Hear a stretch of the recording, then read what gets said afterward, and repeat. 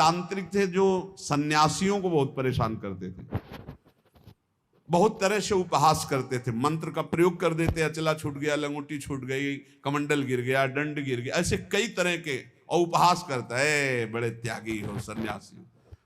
पूज्यपाद श्री धर्म सम्राट करपात्री जी के से सन्यासियों ने कहा बहुत बेइज्जती करता है सन्यासियों। कहाँ है? तो उन्होंने बताया अमुक जगह। गए, नारायण नारायण नारायण, उसने अपने मंत्र का प्रयोग किया, कुछ नहीं। हाँ और भाई जितना पावर हो कर लो। उनका आप धर्म सम्राट करपात्री जी हो क्या?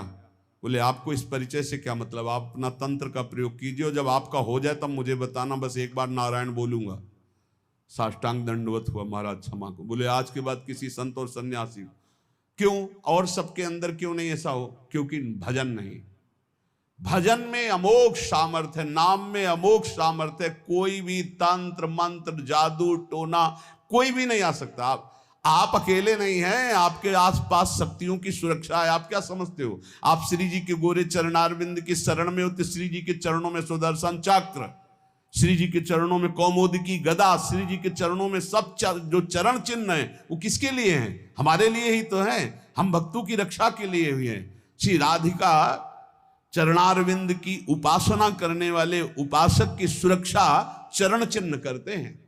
आप ऐसा ना समझना कि भूरी गोरी किशोरी नील कमल लिए हैं, कुछ तो है नहीं इनके पास, एक डंडा भी नहीं तो रक्षा क्या करेंगी। इनके चरण 19 चरण चिन्ह है, वो सदैव अपने जनों की सुरक्षा में रहते हैं।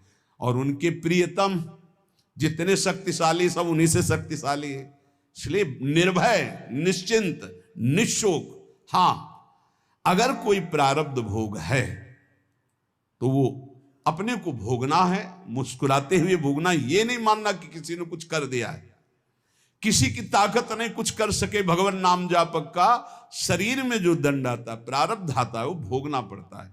हाँ यहाँ बरगदिया बाबा थे सेनपुर के बगल में, दूधी कगार के बीच में। वो गंगा जी में सदैव खड़े होकर भजन करते थे, तो कछुआ ने काटा। धीरे धीरे वहां सड़न पैदा हुई, कीड़ा पड़ गए, पूरे पैर में कीड़ा पड़ गया। डॉक्टरों के पास जाने की रुचि प्राय एकांतिक महात्माओं की नहीं होती। तब तक जब तक भगवत आदेश नहीं होता तब तक उसे सहते रहते हैं। बड़े बड़े कीड़ा उनके पैर में देखे गए।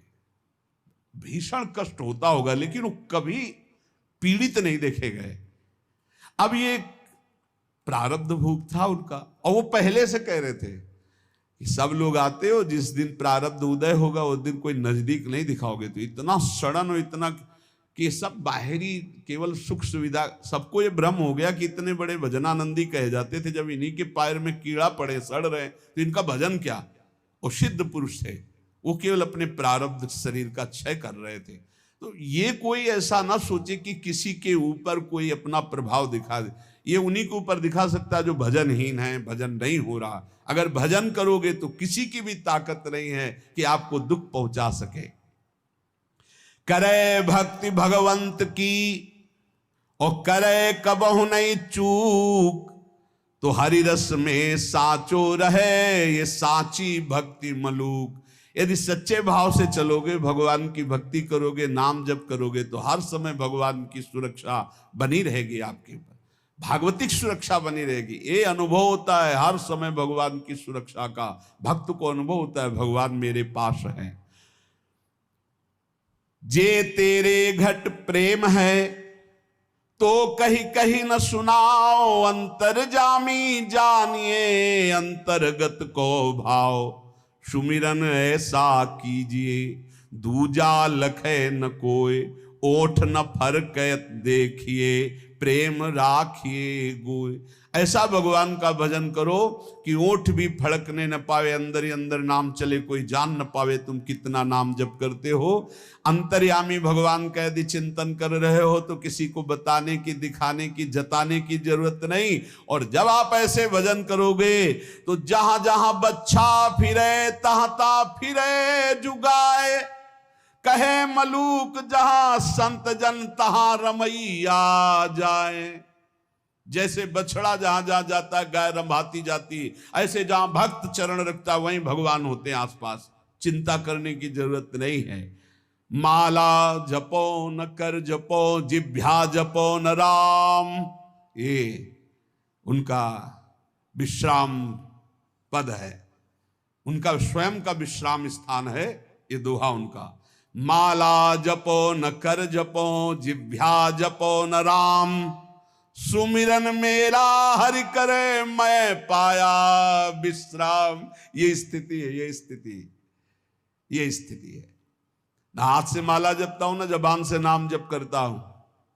माला जपो न कर जपो जिभ्या जपो न राम, सुमिरन मेरा हरि करे मैं पाया विश्राम। मैं खो गया हरि में, अब हरि ही स्मृति बन करके चल रहे, मैं हरि स्मृति। स्मृति के अभिमान का भी त्याग जो है वो ये स्थिति है। ये तुम न शुरू कर देना, हाँ कि न माला जपू न कर जपू न जिभ्या जपू, अब मेरा हरि सुमिरन कर रहा है, ऐसा स्थिति की बात है ये। प्रायः ये बातें ज्यादा पकड़ी जाती सिद्धावस्था वाली, कि जैसे उसमें लिखा ना सुधा निधि में, लिखंति भुजमूल तो न खलु शंख चक्रादिकम विचित्र हरि मंदिरम। तो एक साधक मिले, अन्य कहीं से जुड़े, तो श्री हरिवंश ने कहा आज तिलक रचना नहीं, उसकी जरूरत नहीं। अच्छा सुधा निधि नहीं पढ़े आप? हम कहा जी, वो लिखंति भुजमूल तो न खलु शंख चक्रादिकम। हम कहा हरिवंश महाप्रभु से बढ़कर, महाप्रभु तिलक लगाते हैं, राधा वल्लभ जी तिलक लगाते हैं, गुरु जी तिलक लगाते हैं। श्लोक याद है तुम्हें, और उनके स्वरूप को नहीं याद है कि स्वयं आचार्य तिलक लगाते, इष्ट तिलक लगाते, गुरुदेव तिलक ये सिद्धावस्था बहुत जल्दी पकड़ी जाती है। क्या सुना? बोले माला जपो न कर जपो जिभ्या जपो न राम, लेकिन हर समय जपता रहूं विषयों को अभिराम। बड़े शोभा में है भोग, बड़े शोभा, इनका चिंतन। ये कहां है? स्मृति की, स्मृति का भी त्याग, मैं स्मृति कर रहा हूं इसका भी त्याग। अखंड स्मृति चल रही, माला जपो न कर जपो जिभ्या जपो न राम, सुमिरन मेरा हरि करे मैं पाया विश्राम। मेरा हरि सुमिरन करे मैं विश्राम को प्राप्त हो गया। भगवान श्री कृष्णचंद्र जी महाराज अर्जुन जी से करुणा करके उपदेश कर रहे हैं। गेयः यह स नित्य सन्यासी, वही नित्य सन्यासी है। अपने लोगों ने सन्यास शब्द से समझ लिया है कि जो दंड ले लेता है, जो घर बार त्याग कर देता है, जो लाल कपड़ा पहन लेता है या जो पीले कपड़ा पहन लेता है, वही सन्यासी होता है। भगवान यहां सन्यासी की परिभाषा कह रहे, गेयः स नित्य सन्यासी यो न द्वेष्टि न कांक्षति, निर्द्वंदो ही महाबाहो सुखम बंधात प्रमुच्यते। हे महाबाहो, हे विशाल भुजाओं वाले, या जिनके बड़े महान होते हैं, गुरु या बड़े भ्राता। तो दोनों अर्जुन के बड़े महान हैं। भ्राता धर्मराज युधिष्ठिर हैं, गुरु जगत गुरु भगवान श्री कृष्ण है। इसलिए भगवान ने अर्जुन को कहा महाबाहो, तुम महाबलवान हो, तुम ऐसा कर सकते हो। क्या? किसी से द्वेष नहीं करना। सन्यासी कौन? ना द्वेष्टि ना कांक्षति, ना किसी से राग है, ना किसी से द्वेष है, और ना कोई चाह रह गई है। यह है कसौटी। पूज्य श्री सद्गुरुदेव भगवान जो बाल्यावस्था में स्वीकार किए थे, जिनकी पहली बार संसार से निकलकर शरण में हुए, वही अंतिम तक ले चल रहे हैं, विविध रूप परिवर्तन करते हुए। उनका स्वभाव था, फलाहार करते थे एक बार 24 घंटे में, और नारियल का खप्पर था। अब जैसे कोई भिक्षा लाया, आलू घिया ऐसे उबाल के, ऐसे नमक नहीं। बड़े कड़े नियम उनके सन्यास के थे। खप्पर ऐसे स्वामी जी डालें, खप्पर पलट गया नहीं। तो पहले बता दिया जाता था, बोलना नहीं, पूछना नहीं। अब जैसे आपने डाला, स्वामी जी और, बस वहीं हाथ रख देंगे, बस। कई कई दिन भूखे रहते, क्योंकि प्रायः लोग संसारी नहीं जानते। तो स्वामी जी डालें, बस खप्पर पलटा दिया नहीं। लाल चेहरा, इधर देखो तो एक एक हड्डी गिन लोगे, हर समय मंत्राकार वृत्ति, प्रणो जप में कोई अर्थ संग्रह नहीं, एक फूस की झोपड़ी, बड़ा कठिन तप। उन्हीं से संस्कार ये जीवन के बने कि एक भी श्वास भजन रहित नहीं जानी चाहिए। शुरू से संस्कार यही बना दिए पूज्य सदगुरुदेव भगवान ने। गेया स नित्य सन्यासी यो ना द्वेष्टि ना कांक्षति, ना किसी से राग है ना किसी से द्वेष है और ना कोई चाह है। ये बहुत बड़ी बात है, यही कसौटी है साधु की साधना की। किसी भी प्राणी पदार्थ परिस्थिति सिद्धांत से न द्वेष है और न राग है, द्वेष भी नहीं किसी से, सब भगवत स्वरूप है। ये सब मलिन अंतःकरण, ये वो इनका उनका, ये धर्म वो मजहब ये मजहब, सब एक ही है। हम सब परमात्मा के अंश, सब पूरा विश्व हम सब परमात्मा स्वरूप ही हैं। अपने स्वरूप को भूलकर राग द्वेष में फंस गए, यही दुर्गति का कारण है। कोई अलग नहीं, कोई अलग नहीं, पूरे विश्व में कोई अलग नहीं। आप किसी महापुरुष की वाणी पढ़ के देखो, चाहे किसी भी धर्म के किसी भी महापुरुष की वाणी पढ़ के देखना, और उसका सही अर्थ निकालने के लिए पावन बुद्धि होनी चाहिए। नहीं तो आप धर्म ग्रंथों का अर्थ गलत कर देंगे तो उनका आदेश गलत आपको समझ में आने लगेगा। धर्म ग्रंथ सर्वहित सर्व मंगलमय है। जो लिखा हुआ है, जैसे अपने यहां लिखा हुआ है, आताताई को मार देना चाहिए। भगवान श्री कृष्णचंद्र जी अर्जुन को कह रहे हैं, जिस समय अश्वत्थामा ने 5 ब्रह्मास्त्र चलाए पांडवों के लिए और 1 ब्रह्मास्त्र गर्भस्थ शिशु के लिए, उसी समय का एक घोर आताताई गर्भस्थ शिशु को मारने के लिए ब्रह्मास्त्र का संधान, मार इसको, इस आताताई को बिल्कुल नहीं छोड़ना। और फिर क्या कहा, ब्राह्मणत्व से युक्त ब्रह्म ऋषि को कभी जान से नहीं मारना चाहिए, मेरी आज्ञा की पूर्ति की जाए। मारना भी है और मारना भी नहीं। ऐसा ही किया अर्जुन जी ने, मुंडन कराकर उनका ब्रह्म तेज छीन करके निष्कासित कर दिया, हो गया मारना, और जान से भी नहीं मारा। शास्त्रों की आज्ञा को समझना बड़ा कठिन। भजन के द्वारा सबकी बुद्धि शुद्ध हो, ऐसा सोचना चाहिए। भजन के द्वारा ना द्वेष्टि ना कांक्षति, ना किसी से राग ना किसी से द्वेष और ना कोई चाह, वही सन्यासी है। बस इतने को पहचानो। भगवान कह रहे हैं गेया सा नित्य सन्यासी यो न द्वेष न कांक्षत। क्या है, किसी से द्वेष नहीं तो किसी से राग नहीं, राग द्वेष रहित और कोई चाह नहीं, यही सन्यासी का स्वरूप है।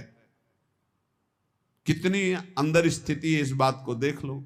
ये भजन बल से जागृत होगी, क्योंकि जितना भजन करोगे उतने ज्ञान होगा, और ज्ञान से दिखाई देता है कि शरीरों से राग होता है, शरीर की क्रियाओं से ही राग द्वेष की उत्पत्ति होती। अनुकूल क्रिया तो राग और प्रतिकूल क्रिया तो द्वेष। और जितनी चाह है वो सब शरीर को लेके होती, स्वरूप को लेके नहीं होती। अगर साधु होकर के कामना है कोई, किसी भी तरह की कोई कामना, वो अभी सन्यासी नहीं है। कोई भी कामना नहीं। ये जगत उद्धार की भी कामना नहीं होनी चाहिए। भैया जगत उद्धार नहीं होना है, अपना उद्धार होना है, अपनी दृष्टि बदलनी है। सर्वम खलमिदम ब्रह्म, किसका उद्धार करना है? अपनी दृष्टि का उद्धार करना है। जो किसी भी प्राणी पदार्थ परिस्थिति की कामना करता है, कांक्षति, वो सन्यासी नहीं। किसी भी प्राणी पदार्थ वस्तु सिद्धांत किसी भी मजहब से द्वेष करता है, वो सन्यासी नहीं। किसी से भी द्वेष नहीं, किसी से भी चाह नहीं। निर्द्वंदो ही महाबाहो सुखम बंधात प्रमुच्यते। श्री भगवान कह रहे हैं, साधना जब कोई साधक आरंभ करता है तो उसमें द्वंद्व रहता है। भोगों में सुख है कि भगवान में सुख है, ये प्रश्न बना रहता है साधक के अंदर। गुरुजनों की शरण में रहे तो बच जाएगा, नहीं तो बहुत ही खोखला हो जाता है। साधना के आरंभ में साधक के अंतःकरण में द्वंद्व रहता है, बहुत ध्यान से सुनना। आवश्यकता तो है हमें भगवत प्राप्ति की, लेकिन रुचि है हमारी भोगों में। इस रुचि के ऊपर शासन चाहिए, शासन।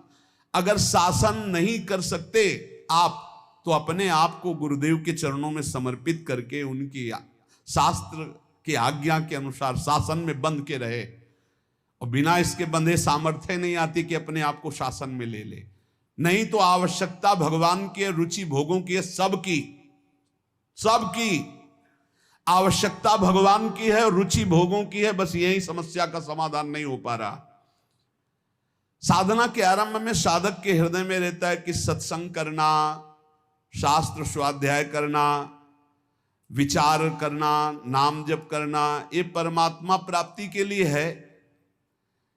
लेकिन वर्तमान में सुख भोगने के लिए जो मन इंद्रियां लालायित हो रही हैं, तो भोग ही से सुख मिलेगा ना, ये द्वंद्व बना रहता है। बहुत सुंदर बात है, और ये सबके अंदर बना रहता है। इसलिए साधक खूब भजन करना चाहता है, पर भोग और संग्रह को छोड़ना नहीं चाहता। भोग और संग्रह को छोड़ना नहीं चाहता। भजन से परमात्मा प्राप्ति, लेकिन जीने के लिए, सुखमय जीवन व्यतीत करने के लिए अच्छा खाना, भोगना, ये सब तो होना चाहिए। प्रायः हमें लगता है 100 में 95 और 5 ऐसे निकलेंगे जिनकी ये समझ में बात आ गई है कि भोग और संग्रह करने वाला कभी परमात्मा प्राप्ति कर ही नहीं सकता। और वो भगवान के वचन है, भोगैश्वर्य प्रसक्ता नाम तयापहृत चेतसाम व्यवसायत्मिका बुद्धि समाधो न विधीयते। भोग और ऐश्वर्य में जिसकी चित्तवृत्ति अपहृत कर ली गई है, उसकी बुद्धि कभी निश्चय नहीं कर सकती परमात्मा प्राप्ति का।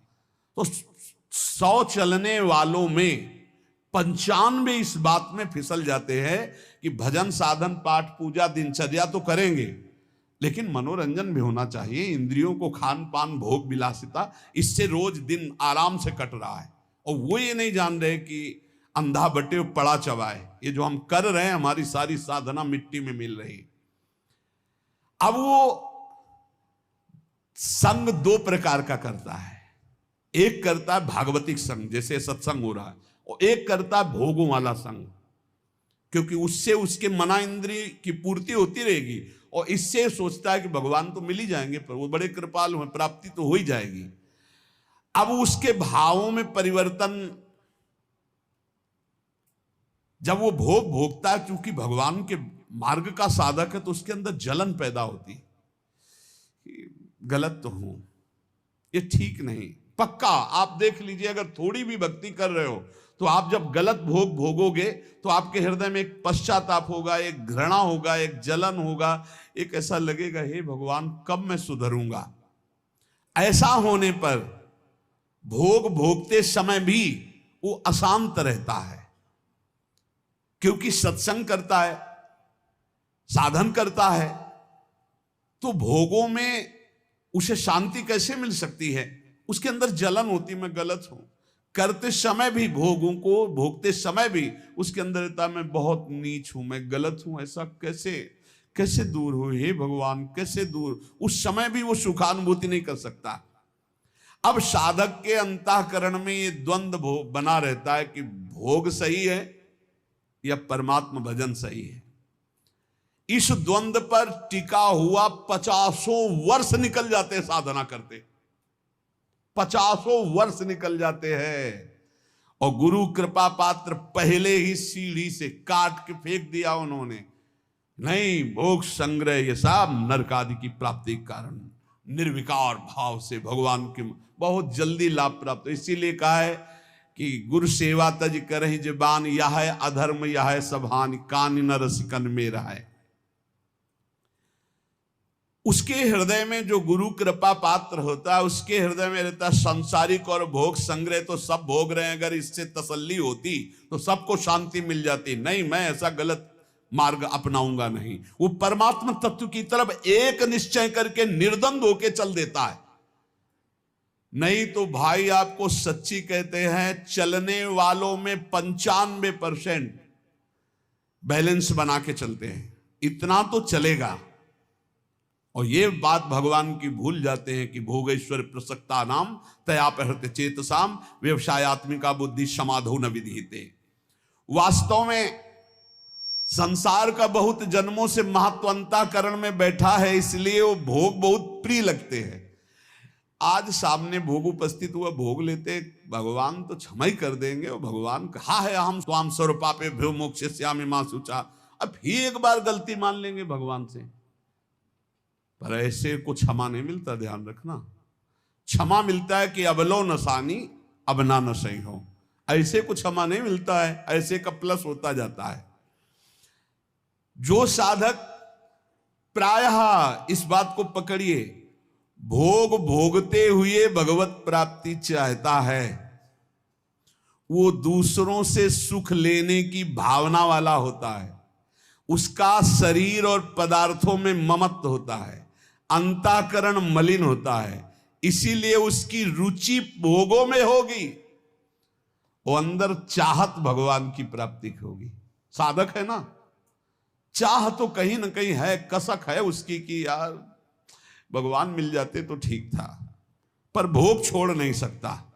ये द्वंद्व बना ही रहता है बहुत से साधकों के अंदर। साधक के द्वंद्व में विचार पक्का ना होने के कारण कैसे सुख भोगूं, कैसे आराम भोगूं और कैसे भगवान मिल जाए, दोनों, इसीलिए द्वंद्व चलता रहता है। ये बहुत बहुत सच्ची बात है, बहुत सच्ची बात है। ये बहुत बहुत ज्यादा मात्रा में फैला हुआ है यही बात। वो भजन भी कर रहा है, सत्संग भी सुन रहा है, सब प्रवचन सुन रहा है, प्रवचन कर रहा है, पर उसके अंदर की भावना में मन और इंद्रियों को रोककर परमात्मा के सुख में लगाने की नहीं, मन और इंद्रियों के अनुकूल भोग भोगने की, ये भी नहीं छोड़ सकता और वो भी नहीं छोड़ सकता। इसलिए बहुत लंबा समय चला जाता है, उसके हृदय में कोई भगवदानंद की स्फूर्ति नहीं होती। निर्द्वंद होना मुख्य बात है। ये राग द्वेष अपने आप मिट जाएंगे जहां निर्द्वंद हो जाओगे। विचार करना चाहिए निर्द्वंद होने के लिए कि सब अनुकूल भोगों को भोग रहे हैं, प्रतिकूलता जबरदस्ती भोगनी पड़ती है। प्रतिकूलता कोई भोगना नहीं चाहता, अनुकूल भोगों को सब भोग रहे। क्या इनको विश्राम मिल गया क्या? नहीं ना। तो एक बार हिम्मत करके हटो भोगों से। भोग भोगने से जब तक हटोगे नहीं तब तक परमात्मानंद स्फुरित नहीं होगा। अगर निर्द्वंद हो गए तो सुखम बंधात प्रमुच्यते, सुख पूर्वक संसार बंधन से मुक्त हो जाओगे। अनुकूलता प्रतिकूलता ये आएगी प्रारब्धवशात, लेकिन भोगो मत ना अनुकूलता को ना प्रतिकूलता को, सम रहो, सम। वो स्वरूप की तरफ जब दृष्टा भाव होगा तब सम होगे। पहले अनुकूलता में गाढ़ फंसे हुए, प्रतिकूलता तो जबरदस्ती भोगनी पड़ती है। अनुकूलता का त्यागो। स्वयं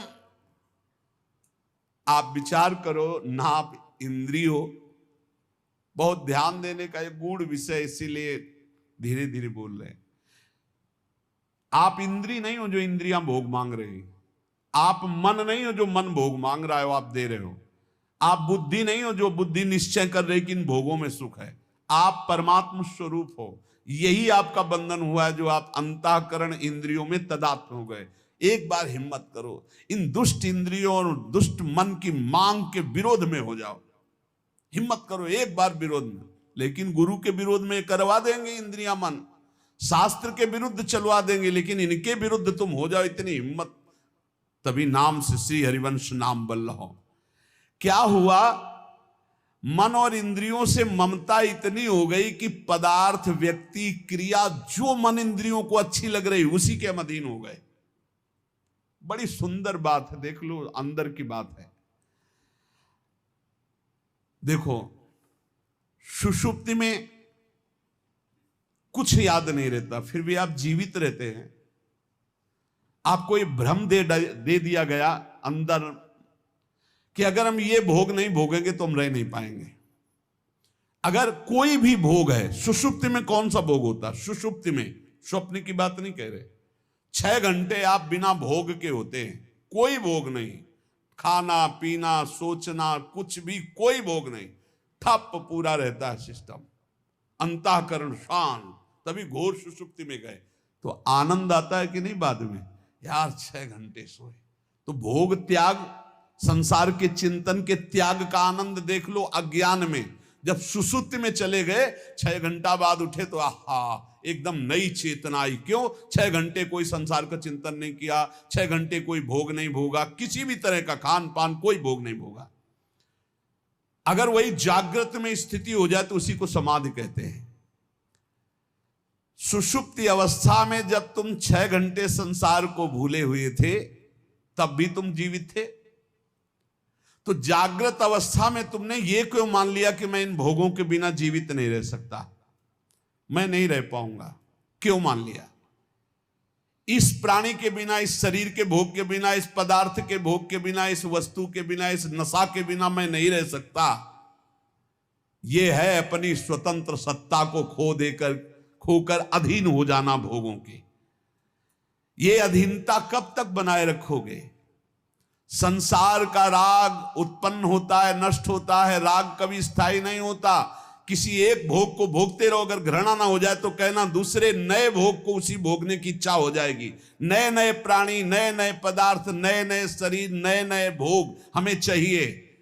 नहीं तुम समझ पा रहे, तुम्हें फंसाया जा रहा है। परंतु यदि परमात्मा प्राप्ति की अभिलाषा उत्पन्न हो गई तो ये कभी नष्ट नहीं होती, ये बनी रहती है। क्योंकि तुम परमात्मा के अंश हो, तुम्हारी अखंड स्थिति परमात्मा में है। उसे तुम भूल करके अंतःकरण और इंद्रियों में अपनी स्थिति को जो मान रहे हो, इसीलिए अभिलाषा बन गई भोगों की। इसको हटाना है। केवल इतना ही करना है कि इंद्रिय और मन से ममता हटाना है। इंद्रिय और मन से ममता हटाने का मतलब इंद्रियां, मन जो गलत भोग भोगने की चाह कर रहे हैं, इनको नहीं पूरी करनी है। मैं नहीं हूं, अरे इतने में काम बन जाएगा। पर इतने हटाने के लिए नाम जब बहुत बढ़ाओ। जितना तुम्हारा राग कम होता जाएगा उतने ही आपको अंदर ज्ञान का प्रकाश मिलता जाएगा। मैं जीत सकता हूं आपके अंदर आने लगेगा। मैं जान गया हूं, ये अभी तक मुझे डरवा रहे थे, मैं इन भोगों के बिना भी रह सकता हूं। नहीं, बहुत डरवाते हैं, इसके बिना मैं नहीं रह सकता, इसके बिना मैं नहीं रह सकता। राग और द्वेष जितने भी साधन है सबको चाट जाता है। इसीलिए बोले इतने वर्ष हो गए भजन करते, साधना करते, कोई लाभ नहीं मिला, क्योंकि राग द्वेष है भोगों का। राग द्वेष मिटा के नित्य प्राप्त परमात्मा की अनुभूति स्वतः ही हो जाएगी। परिश्रम करना है केवल राग द्वेष मिटाने के लिए, इन इंद्रियों को भोगों से हटाने के लिए। भोग ने नहीं पकड़ा है, आपने भोग को पकड़ रखा है। बाहर जितना सुख भोगने की इच्छा करोगे उतने ही दुख मिलेगा।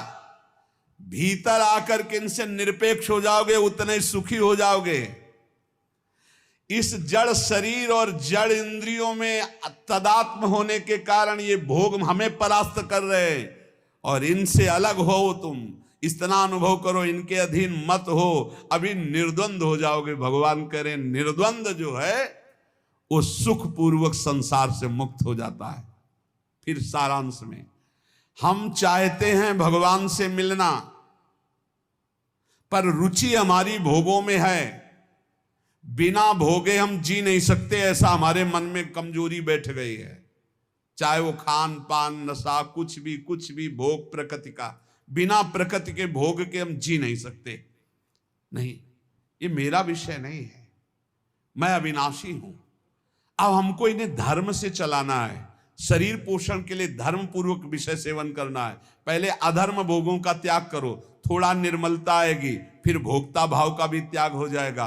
कोई द्वंद आपका स्पर्श नहीं करेगा।